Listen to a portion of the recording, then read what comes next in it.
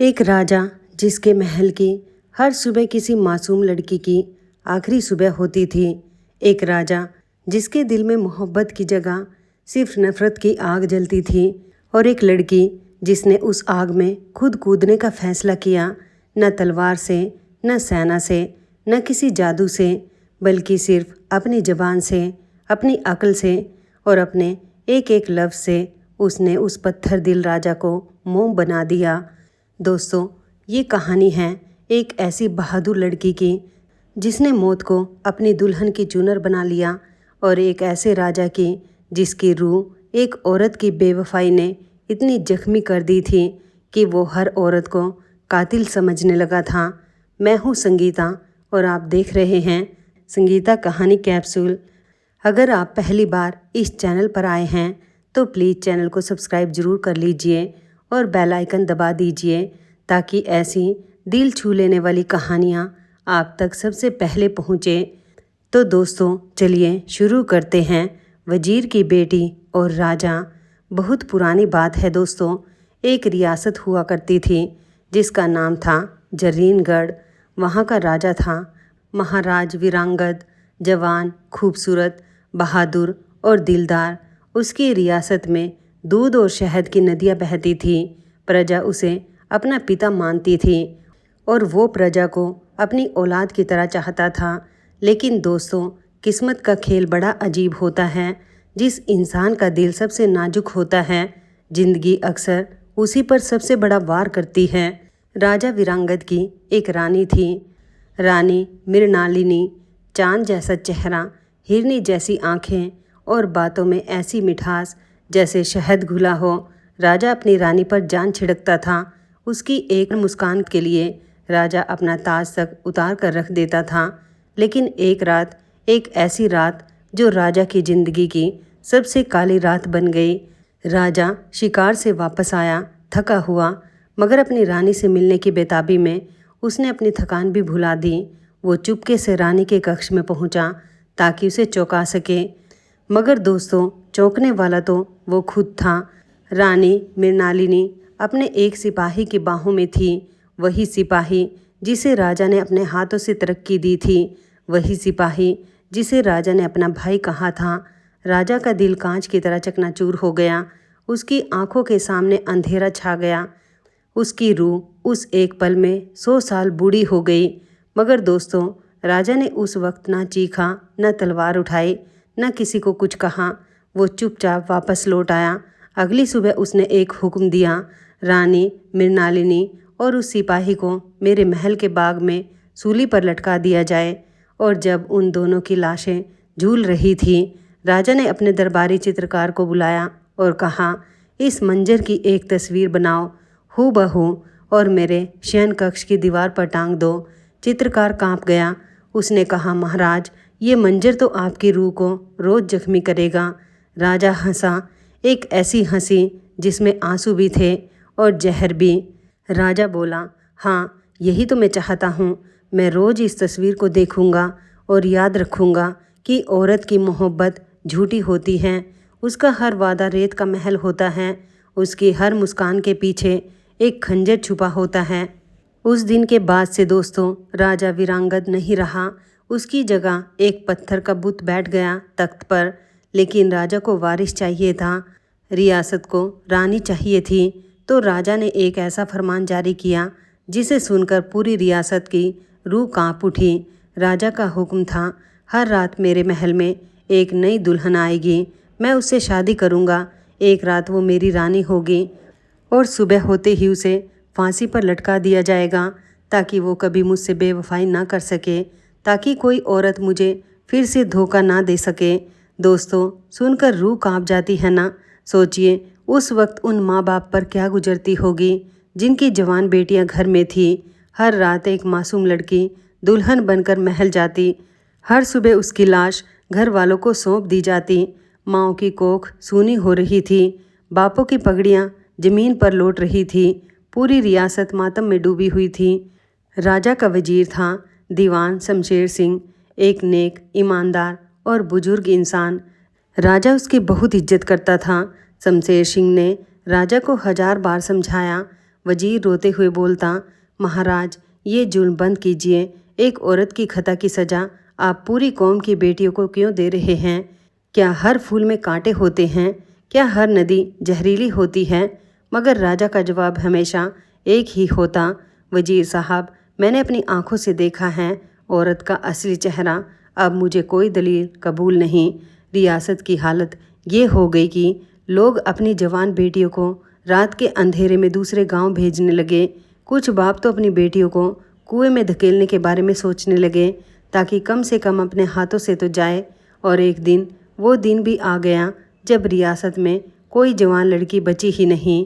राजा के सिपाही गांव-गांव भटक रहे थे और जो लड़की मिलती उसे ज़बरदस्ती महल ले जाते। उस दिन एक गरीब किसान की इकलौती बेटी को सिपाही उठा ले गए। अगली सुबह उसकी लाश गांव के चौपाल पर पड़ी थी। गांव वाले उस लाश को लेकर वजीर के दरवाजे पर पहुंच गए। वजीर शमशेर सिंह के घर के दरवाजे पर सैकड़ों लोग जमा थे। औरतें छाती पीट रही थीं, मर्द ज़मीन पर सर पटक रहे थे और उस लड़की की माँ, उसकी माँ की आवाज़ आसमान फाड़ रही थी।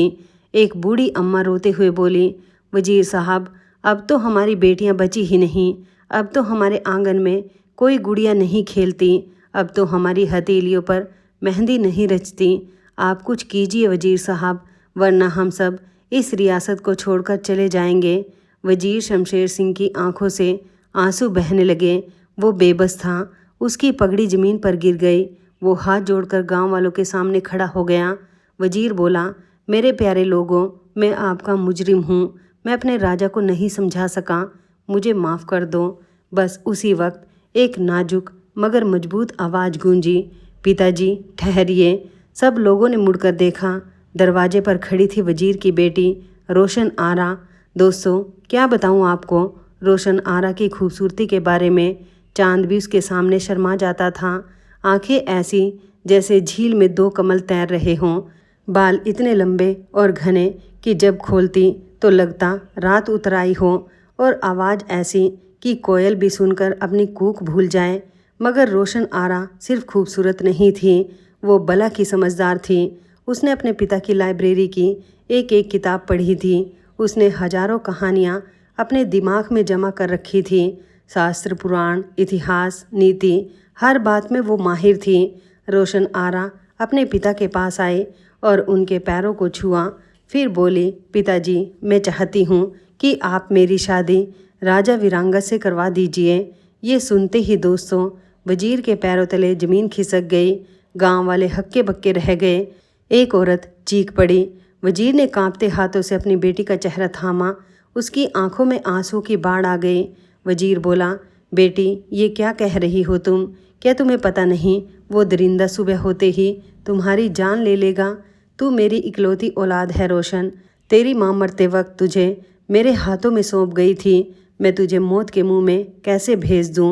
रोशन आरा मुस्कुराए, एक ऐसी मुस्कान जिसमें दर्द भी था और हौसला भी।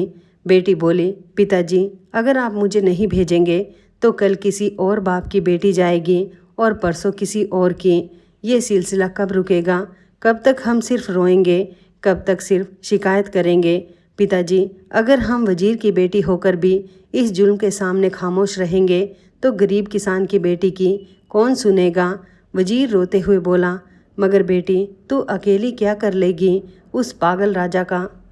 रोशन आरा की आंखों में एक अजीब सी चमक आई। बेटी बोली, पिताजी राजा पागल नहीं है, वो जख्मी है और जख्मी शेर सबसे खतरनाक होता है। मगर अगर कोई उसके जख्म पर मरहम रख दे तो वही शेर सबसे वफादार भी हो जाता है। मुझे इजाज़त दीजिए पिताजी, मैं उस राजा का जख्म भर दूंगी और अगर मैं नाकाम हुई तो मेरी मौत भी सैकड़ों बेटियों की ज़िंदगी बचा देगी। वजीर अपनी बेटी के कदमों में बैठ गया। उसने अपनी बेटी का माथा चूमा। उसके आंसू रोशन आरा के दामन को भिगो रहे थे। आखिरकार टूटे हुए दिल से वजीर ने हाँ कह दी। वो रात आ गई दोस्तों, वो रात जिसका इंतज़ार रोशन आरा कर रही थी और जिसका डर पूरी रियासत को था। रोशन आरा दुल्हन बनकर महल पहुंची, लाल जोड़े में लिपटी, माथे पर बिंदी सजाए, हाथों में मेहंदी रचाए। मगर उसकी आंखों में न डर था न घबराहट, बल्कि एक अजीब सा सुकून था, जैसे वो किसी जंग में नहीं बल्कि किसी मेले में जा रही हो। जब रोशन आरा शयन कक्ष में दाखिल हुई तो राजा वीरांगद वहाँ बैठा शराब के प्याले में अपना गम डुबो रहा था। उसकी आंखें लाल थीं, चेहरे पर वो ही पुरानी कड़वाहट थी। राजा ने सर उठाकर देखा और देखता ही रह गया। दोस्तों, इतने सालों में राजा ने सैकड़ों दुल्हनें देखी थी, मगर रोशन आरा जैसी सूरत उसने पहले कभी नहीं देखी थी। एक पल को राजा का दिल धड़का, मगर फिर उसकी नज़र दीवार पर लगी उस तस्वीर पर पड़ी, अपनी बेवफा रानी की तस्वीर पर। राजा का चेहरा फिर से पत्थर हो गया। राजा कड़वी आवाज़ में बोला, तो तुम हो वजीर की बेटी, बड़ी हिम्मत है तुम्हारी जो खुद चलकर मौत के दरवाजे पर आ गई। रोशन आरा ने अदब से सिर झुकाया, मगर उसकी आवाज़ में कोई कंपन नहीं था। रानी बोली, महाराज, हिम्मत नहीं, ये मेरी मोहब्बत है आपके लिए। और मौत तो उस दिन आती है जिस दिन ऊपर वाला लिखता है। अगर आज मेरे नसीब में मौत है तो मुझे खुशी है कि वो मेरे पति के हाथों आएगी। राजा हैरान रह गया। उसने सोचा था ये लड़की रोएगी, गिड़गिड़ाएगी, जान की भीख मांगेगी, मगर ये तो। राजा ने तंज में कहा, अच्छा तो तुम्हें मौत से डर नहीं लगता? रोशन आरा मुस्कुराए। रानी बोली, महाराज, मुझे मौत से नहीं, उस पल से डर लगता है जब मैं अपने पति की एक रात की रानी भी ना बन सकूं। आप मुझे कल मार दीजिएगा महाराज, मगर आज की ये रात मेरी है। इस रात पर मेरा हक है और मैं चाहती हूँ कि ये रात हम दोनों के लिए ज़िंदगी की सबसे हसीन रात बन जाए। राजा के दिल में कुछ हिला, मगर उसने अपने आप को संभाला। राजा बोला, ठीक है, तुम्हारी आखिरी रात है, जो मांगना है मांग लो। रोशन आरा ने एक गहरी सांस ली। रानी बोली, महाराज, मुझे ना हीरे चाहिए, ना मोती, ना सोना चाहिए, ना चांदी। मुझे बस एक चीज़ चाहिए, आपका वक्त। आज की रात मैं आपको एक कहानी सुनाना चाहती हूँ, एक ऐसी कहानी जो मेरी दादी ने मुझे सुनाई थी। बदले में आप बस इतना कीजिए कि मेरी कहानी खामोशी से सुनिए, बस। राजा हंसा। राजा बोला, बस इतनी सी ख्वाहिश? चलो ठीक है, सुनाओ अपनी कहानी, मगर याद रखना, सुबह होते ही तुम्हारा सर तुम्हारे जिस्म से जुदा होगा। रोशन आरा ने एक प्याले में केसर वाला दूध डाला और राजा के सामने रखा। रानी बोली, महाराज, पहले ये पीजिए, फिर मैं अपनी कहानी शुरू करूँगी। राजा ने दूध का प्याला उठाया, एक घूंट पिया। केसर की खुशबू उसके दिमाग तक पहुँची। एक अजीब सा सुकून उसके बदन में फैल गया। उसने तकिए से टेक लगाई और बोला, शुरू करो। रोशन आरा ने अपनी मीठी आवाज़ में कहानी शुरू की। रोशन आरा ने सुनाया, बहुत पुरानी बात है महाराज। एक सौदागर था जिसका नाम था अब्दुल करीम, बहुत नेक, बहुत ईमानदार और बहुत मेहनती। उसकी एक बीवी थी, 3 बेटे थे और एक बेटी थी। एक दिन वो लंबे सफ़र पर जा रहा था। चलते वक्त उसकी बेटी ने उसे कुछ खजूरें दी और कहा, अब्बा, रास्ते में भूख लगे तो खा लीजिएगा। सौदागर अपने ऊँट पर सवार होकर चल पड़ा। दिन भर की मुसाफत के बाद वो थक गया। उसे एक सूखी नदी का किनारा दिखा। वो वहाँ उतरा, अपने ऊँट को पानी पिलाया और खुद एक पेड़ के नीचे बैठ गया। उसने जेब से खजूरें निकाली और खाने लगा। खजूर खाकर उसकी गुठलियाँ वो बेपरवाही से एक तरफ फेंकता जा रहा था, मगर महाराज, उसे क्या पता था कि वो गुठलियाँ कहाँ गिर रही थी।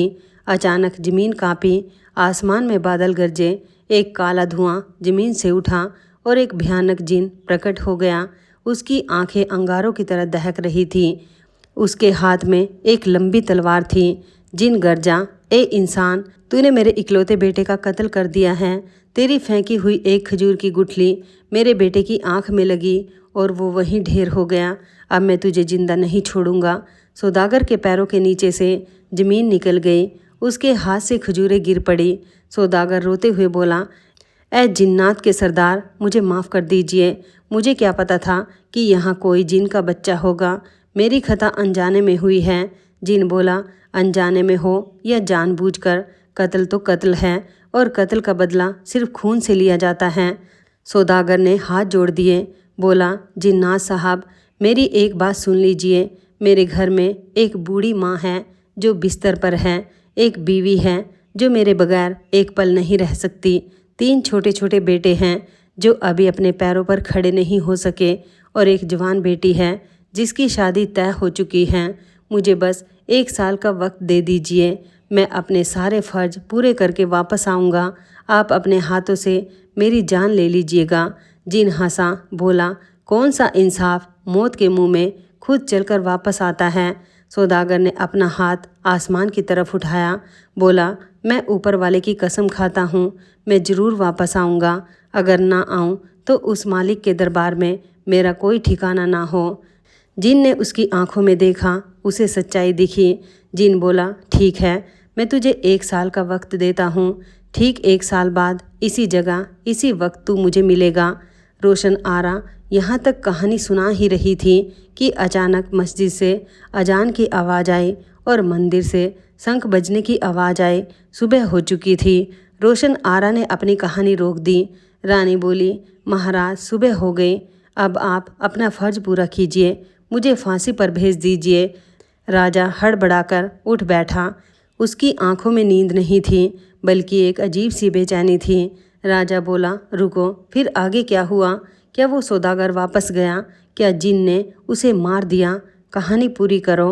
रोशन आरा ने उदास मुस्कान के साथ कहा, महाराज, कहानियाँ रात की मेहमान होती हैं, सुबह की रोशनी में उनका जादू टूट जाता है और फिर मेरी ज़िंदगी भी तो सुबह की रोशनी के साथ ख़त्म होने वाली है। राजा कुछ देर खामोश रहा। उसके दिल में एक जंग छिड़ी हुई थी। एक तरफ उसका वो फरमान था जो उसने खुद बनाया था, दूसरी तरफ ये अधूरी कहानी थी जो उसके दिमाग में कीड़े की तरह रेंग रही थी। आखिरकार राजा ने एक फ़ैसला लिया। राजा बोला, ठीक है, मैं तुम्हें 1 रात और देता हूँ। आज की रात आओगी और बाकी कहानी पूरी करोगी। उसके बाद कल सुबह तुम्हारा फैसला होगा। रोशन आरा ने सर झुकाया, मगर उसके होठों पर एक हल्की सी मुस्कान थी। रानी बोली, जैसा महाराज का हुक्म। दिन भर राजा बेचैन रहा। दरबार में उसका मन नहीं लगा। शिकार पर गया तो वहाँ भी ध्यान नहीं लगा। हर वक्त उसके कानों में रोशन आरा की मीठी आवाज़ गूंजती रही। शाम होते ही राजा ने हुक्म दिया, रानी को मेरे कक्ष में भेजो।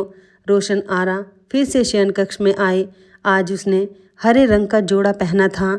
उसके माथे पर एक छोटी सी बिंदी थी और उसके हाथ में चांदी की एक छोटी सी थाली थी जिसमें फल और मिठाइयाँ रखी थी। रानी बोली, महाराज, पहले ये फल खा लीजिए, फिर मैं आगे की कहानी सुनाती हूँ। राजा ने एक अनार उठाया, मगर उसका ध्यान कहीं और था।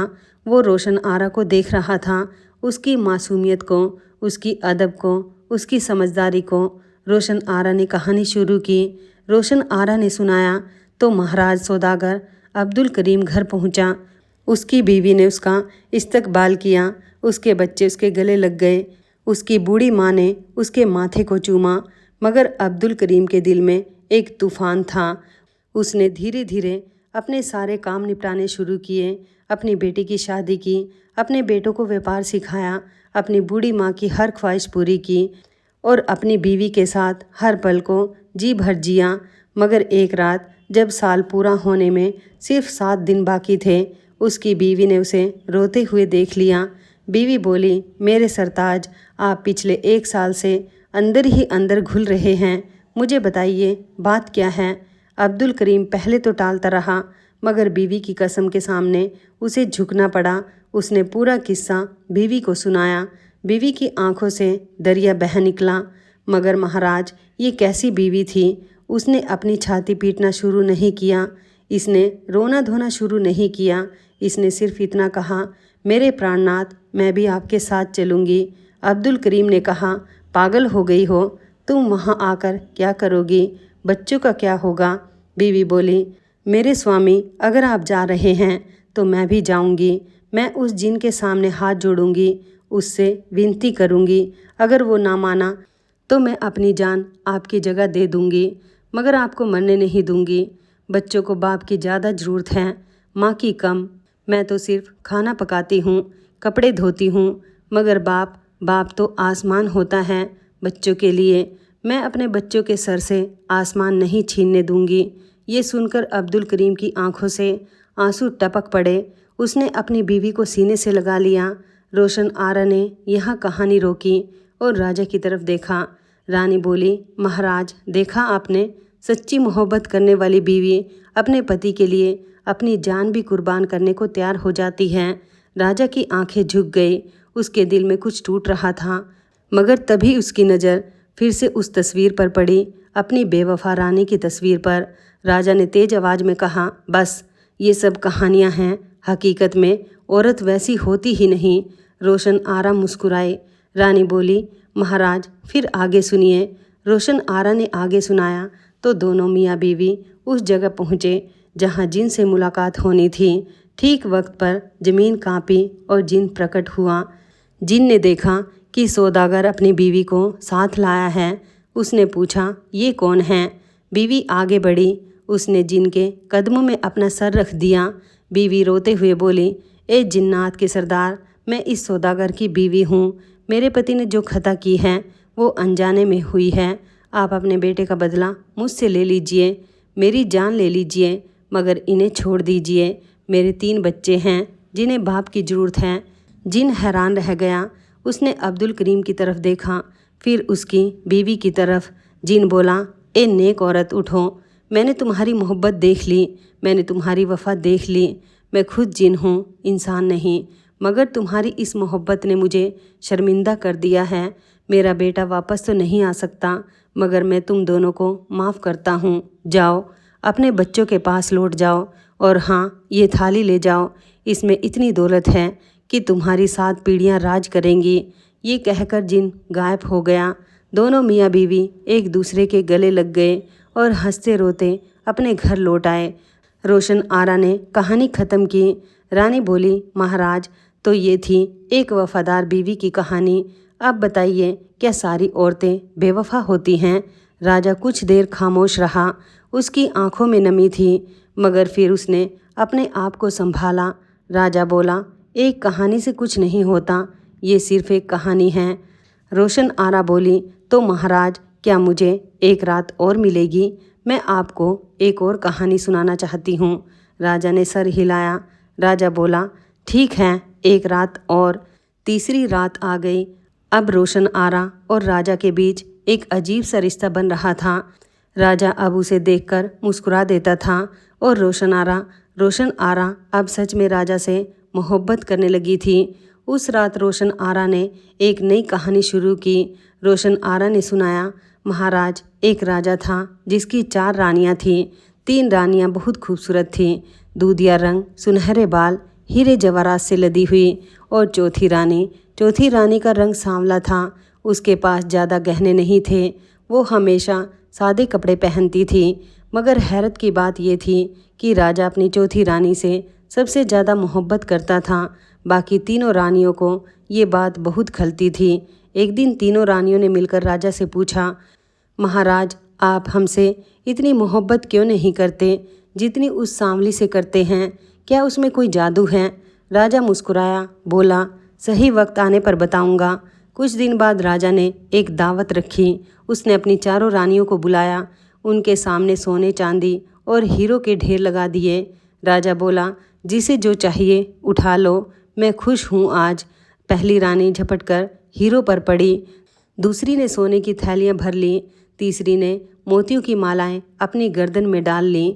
मगर चौथी रानी, वो सांवली रानी, अपनी जगह से हिली भी नहीं।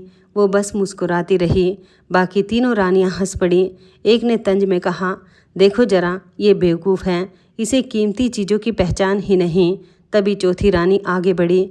उसने राजा का हाथ थाम लिया और बोली, महाराज, मुझे ये सब नहीं चाहिए। मेरा हीरा तो आप हैं, मेरा सोना तो आप हैं, मेरे मोती तो आपकी मुस्कान हैं। अगर आप मेरे हैं तो मेरे पास सब कुछ है, और अगर आप मेरे नहीं तो ये सब बेकार हैं। राजा की आंखों में आंसू आ गए। उसने अपनी तीनों रानियों की तरफ देखा। राजा बोला, अब समझी तुम तीनों, तुम्हारे लिए मैं एक जरिया हूँ, दौलत और ऐशो आराम का जरिया। मगर इस सांवली रानी के लिए मैं ही उसकी दुनिया हूँ। तुम तीनों को हीरे प्यारे हैं और इसे मैं प्यारा हूँ। फ़र्क समझ आया? रोशन आरा ने यहाँ कहानी ख़त्म की। रानी बोली, महाराज, तो दुनिया में हर तरह की औरतें होती हैं। कुछ हीरो के लिए शादी करती हैं, कुछ इज्जत के लिए, कुछ मजबूरी में। मगर जो सच्ची मोहब्बत के लिए शादी करती हैं वो अपनी जान भी कुर्बान कर देती हैं अपने पति के लिए। उन्हें ना दौलत चाहिए ना शोहरत, उन्हें बस अपना पति चाहिए। और महाराज, मैं भी वैसी ही एक औरत हूँ। मुझे आपका तख्त नहीं चाहिए, मुझे आपका ताज नहीं चाहिए, मुझे बस आप चाहिए, बस आप। ये सुनते ही राजा के अंदर का बांध टूट गया। उसकी आंखों से आंसू टपक पड़े। बरसों का दर्द, बरसों की नफरत, बरसों की कड़वाहट सब एक साथ बह निकली। राजा ने उठकर रोशन आरा का हाथ थाम लिया। राजा रोते हुए बोला, रोशन, मुझे माफ़ कर दो, मैं अंधा हो गया था। एक औरत की बेवफाई ने मुझे इतना जख्मी किया कि मैंने हर औरत को कातिल समझ लिया। मैंने सैकड़ों मासूम बेटियों का खून किया है। मैं कैसे मुंह दिखाऊंगा ऊपर वाले को, कैसे माफ़ी मांगूंगा उन माओं से। रोशन आरा ने राजा को संभाला। रानी बोली, महाराज, अब रोने का वक्त नहीं है, अब तो प्रायश्चित का वक्त है। उन सारी बेटियों के घर वालों को मुआवजा दीजिए, उनके लिए मस्जिदें और मंदिर बनवाइए, गरीबों के लिए लंगर खुलवाइए, यतीम बच्चों के लिए स्कूल बनवाइए। आपके अच्छे कर्मों से ही आपके गुनाह धुलेंगे। राजा ने अपनी पगड़ी उतारकर रोशन आरा के कदमों में रख दी। राजा बोला, रोशन, तुम मेरी रानी नहीं, मेरी गुरु हो। तुमने मुझे ज़िंदगी की असली राह दिखाई है। आज से तुम मेरी हमेशा की रानी हो। और हाँ, राजा उठा, उसने तलवार निकाली और उस दीवार पर लगी अपनी बेवफा रानी की तस्वीर को टुकड़े टुकड़े कर दिया। राजा बोला, बस आज से ये माजी मेरा पीछा नहीं करेगा। आज से मैं नया वीरांगद हूँ और तुम मेरी नई शुरुआत हो। अगली सुबह जब रियासत के लोग उठे तो उन्होंने एक हैरत अंगेज़ खबर सुनी। राजा वीरांगद ने अपना वो जालिम फरमान वापस ले लिया था। राजा ने पूरी रियासत में ऐलान करवाया कि अब कोई भी बेटी रात को महल नहीं आएगी, अब कोई फांसी नहीं होगी। राजा ने हर उस घर को मुआवजा भिजवाया जिसकी बेटी उसने मारी थी। हालांकि कोई मुआवजा बेटी की कमी पूरी नहीं कर सकता था, मगर राजा ने अपनी गलती कबूल की और सबके सामने माफ़ी मांगी। वजीर शमशेर सिंह अब अपनी बेटी से मिलने आए तो रोशन आरा को जिंदा देखकर उनकी आंखों से खुशी के आंसू टपक पड़े। उन्होंने अपनी बेटी को सीने से लगा लिया। वजीर बोला, बेटी, तूने वो कर दिखाया जो 1000 सिपाही और 1000 वजीर मिलकर ना कर सके। तूने एक पत्थर दिल राजा को इंसान बना दिया। तूने रियासत की सारी बेटियों की जान बचा ली। रोशन आरा ने अपने पिता के हाथ चूम लिए। रानी बोली, पिताजी, ये सब तो आपकी तालीम का असर है। आपने मुझे किताबें पढ़ाई, अदब सिखाया, समझदारी दी। मैं तो बस आपकी सिखाई हुई बातों को इस्तेमाल करने वाली एक छोटी सी बेटी हूँ। उसके बाद दोस्तों, राजा वीरांगद और रानी रोशन आरा ने मिलकर रियासत पर हुकूमत की। राजा अब एक नेक, इंसाफ पसंद और रहम दिल बादशाह बन गया था। रानी रोशन आरा हर रात राजा को एक नई कहानी सुनाती थी और हर कहानी राजा को कुछ न कुछ सिखाती थी। कुछ साल बाद उनके घर एक प्यारा सा बेटा भी पैदा हुआ। राजा ने उस बेटे का नाम रखा रहमत, क्योंकि वो बेटा सच में ऊपर वाले की रहमत था जो रोशन आरा की वजह से मिली थी। तो दोस्तों, ये थी वजीर की बेटी और राजा की कहानी। इस कहानी से हमें कई बड़े सबक मिलते हैं। पहला सबक, एक इंसान के बुरे तजुर्बे की वजह से सारी कौम को सज़ा देना गलत है। एक औरत बेवफा निकली, इसका मतलब ये नहीं कि सारी औरतें बेवफा हैं। एक मर्द ने धोखा दिया, इसका मतलब ये नहीं कि सारे मर्द धोखेबाज हैं। हर इंसान अलग होता है और हर इंसान को अलग नज़र से देखना चाहिए। दूसरा सबक, हिम्मत और अक्ल हर तलवार से बड़ी होती है। रोशन आरा के पास ना कोई हथियार था, ना कोई फ़ौज। उसके पास सिर्फ उसकी अक्ल थी, उसकी ज़बान थी और उसका हौसला था, और उसी से उसने एक जालिम राजा को बदल डाला। तीसरा सबक, सच्ची मोहब्बत जादू से भी बड़ी होती है।